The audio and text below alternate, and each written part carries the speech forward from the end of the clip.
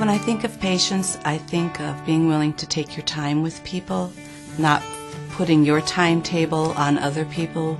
It's something not necessarily that you have, you're born with, it's something that you learn.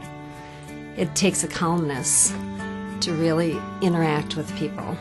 I think where I see patience the most is working with Alzheimer's or dementia clients and being able to reapproach or listen to the same story over and over and over again and act like it's the first time you've heard that story.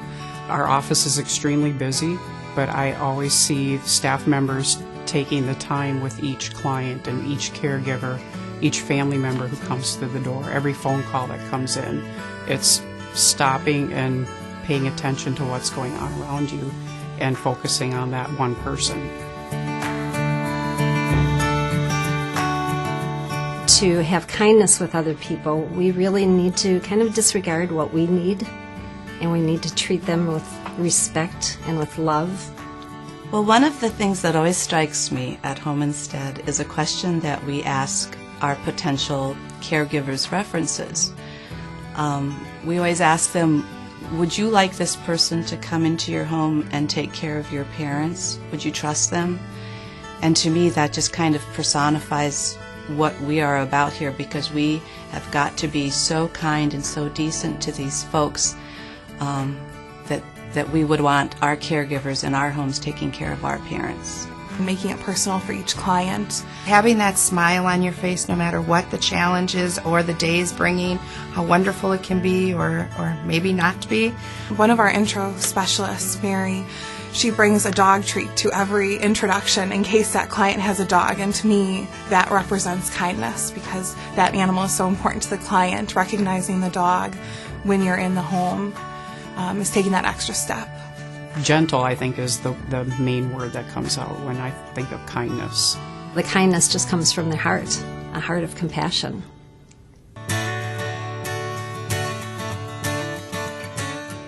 When I think of being humble, I think of just being thankful for everything that I have. Being humble is doing things but not needing to be recognized for your actions or what you're doing. This is an organization that has compassion towards others, and with that means others come first. We hear the stories that are just outstanding of these caregivers, and yet they say to you, I don't feel like I did anything above and beyond because it was my job and it was my pleasure to help that client.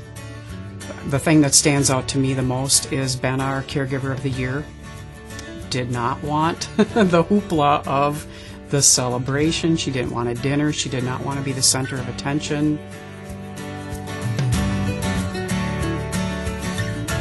Respectful is treating each person you come in contact with dignity and recognizing that everyone has their opinion and you need to listen to that opinion and take that in. We need to be so respectful in doing our personal cares for them. We make sure that through the whole process that they feel at ease with us.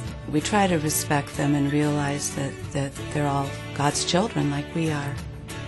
Everyone wants to have it, but you also have to earn it. Respectful to me is sharing your views but also listening to the other person's views. There have been situations where like a daughter or a son will call and they know their parents may be a little more difficult on that end, and they will say, I understand, or they can be difficult, but I am glad that you understood that this is the way they live, this is what they want, and you're honoring their wishes.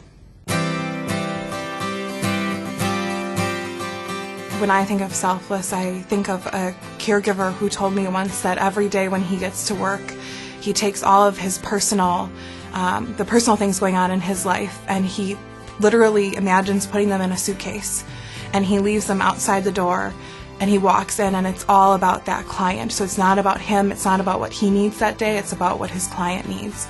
To me, selfless means putting others in front of yourself. It's having more concern for others than for yourself.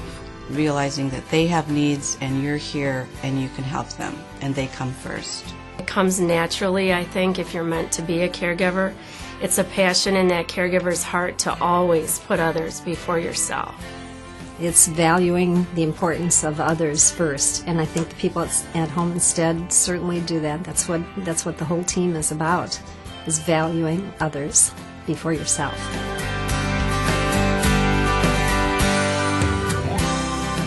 At Home Instead, for us, forgiveness means if someone makes a mistake, you address it and then you move on and you get past it. You look back at it so you can grow and then you move forward with it.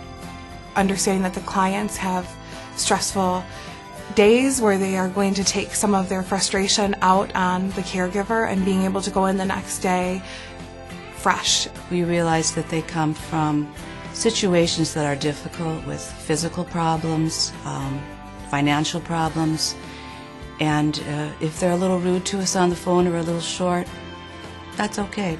Every time we talk to them, we start with a fresh start. God has forgiven us, and His one requirement is for us to forgive others. And that's a huge picture. We have to forgive each other, and we can't hold on to anger. And that one kind of touches my heart. It's so that you can let go of it, you can move on. It's almost like a gift to yourself when you forgive. You have to move forward with it, because if you don't, it's just going to hold you back, and it's going to define a certain part of who you are, and then you're not going to be the best you can be. So it's letting go. It's forgiving. Honesty within Home Instead is sometimes having those hard conversations. When we take on a new client, when we sign a service agreement, to be able to be upfront and honest with that family. It's going out there, and what you say, you live by, and you deliver it. You believe in it. There can be times when honesty can probably be pretty harsh, and at that time I think we need to soften our tone. But honesty is being truthful for what is good and what's right. That it's going to be for their own good, and we want to help them, so we're going to tell them the truth. I see having those tough conversations with family members when their mom or dad might need more care, and letting them know they may not want to hear it, and just letting them know this really needs to happen, for the best care for your mom or dad.